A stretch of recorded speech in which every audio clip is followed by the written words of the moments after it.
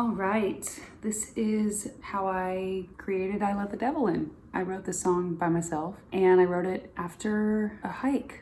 What made me write this song is the first question. And I remember that day, I was in Colorado at the time where I get a lot of peace from the mountains and it's just my happy place in Telluride. And I remember sitting in the living room of our place there and I was scrolling Instagram and I started to compare myself and I started to get in a really bad mood.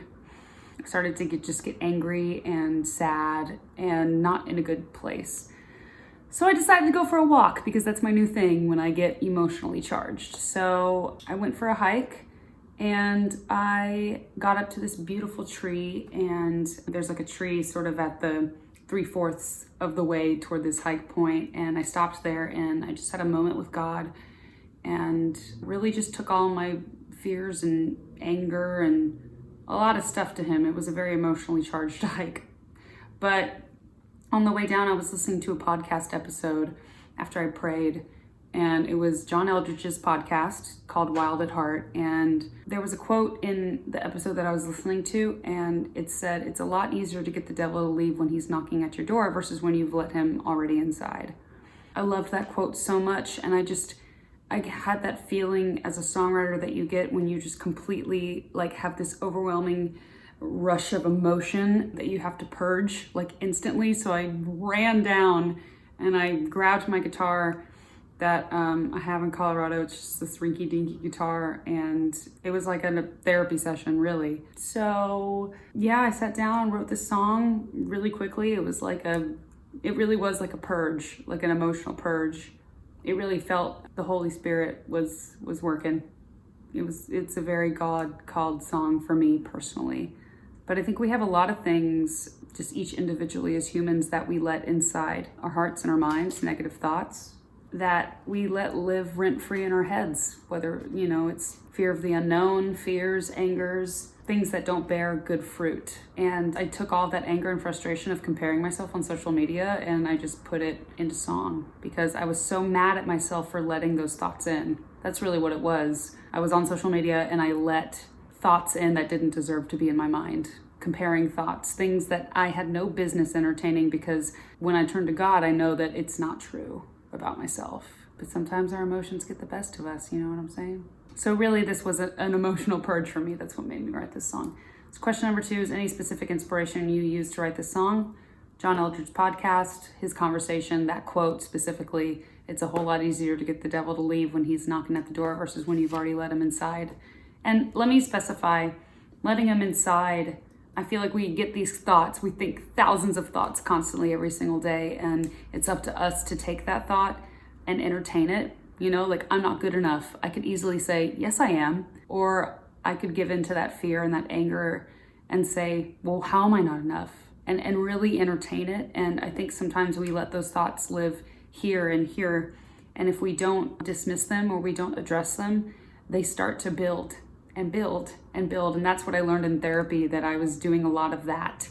And now I'm correcting myself. I'm course correcting myself. I'm changing my heart to allow better thoughts to take up domain in this space, in my vessel that is my human body. But yeah, it was that podcast and that quote that really set it into motion, because that's exactly what I needed to hear at that exact time. And that's exactly how God works, which is so amazing. When you actually divert your attention to him, which I needed to divert my attention to him, not Instagram, not comparing myself, not the enemy, all that. Next question is, how would you describe this song to someone at a dinner party that's never heard it? I would say the song is pensive, it's reflective, it's meditative, and it's personal. It gives you easy access into a moment of processing. The few times that I've played this song out, it really feels like people went on a journey with me. Whatever that is for them, whatever that inner thought that they let in, or that inner demon. I mean, maybe it's a person. Oh my goodness, there's so many places in my life where it's like, wow, I entertained that person even though I knew they were bad for me, or I entertained that thought even though I knew it was bad for me. But it invites you into a pensive 3-minute reflection on what that demon is for you, or what that negative situation is for you. And it invites you to think about it and to potentially change it. In the song, it's like, oh Lord, save my soul where I'm weak, only he and you know. And who am I going to give into? The enemy, that negative thought, or am I going to turn to the positive, turn to the hope, turn to the love, turn to the grace, to the self-compassion. But I would just say to somebody that it really invites you to be pensive about your own personal life through dreamy electrics and keys and a very sensitive track, and it allows space for you to process. That's what I would tell someone. What's one message you want for your fans to hear with this song? I think everybody feeling super heavy in their heart would benefit from this song. I want my fans to know that you can make a change and you can ward off those negative thoughts. You can make a change for the better. It's possible. It takes discipline, but you can trade in that fear, that anger, that anxiety for hope. You can trade it in for love. You can trade it in for grace. You can trade it in for compassion. It's possible. What is your ideal setup or goal with this song? I just want people to heal with this song. I want people to, selfishly, I really want people to come to Jesus when they hear this song, if they're not already a believer. I would love people to be spiritually inspired with this song, because I think not only is it a human level song, but it's also a bigger picture universal song, which is how I tend to write anyway. And if people come to Jesus in the process, I would love that, because that's my testimony.